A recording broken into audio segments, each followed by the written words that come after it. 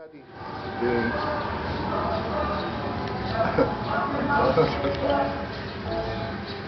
sabay mga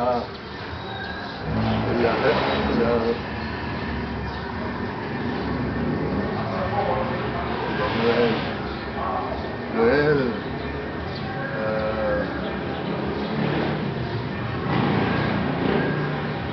Patricia,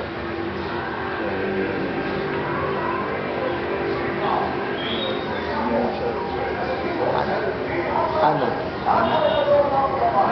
Patricia.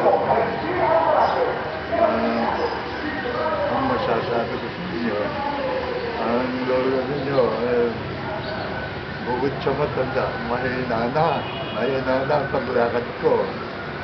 Pero buo pa rin ang aking isip. At saka malakas pa akong kumain. At saka nagmamadyong pa. Sana pagdasal ninyo ako para magkaroon pa ng konti pang buhay para kayo makita ko ulit. At masasabi ko sa iyo, Ana, magputihin mo ang pagtatrabaho mo at ikaw kumita ng malaki para maging independent ka kamukha ni Patricia.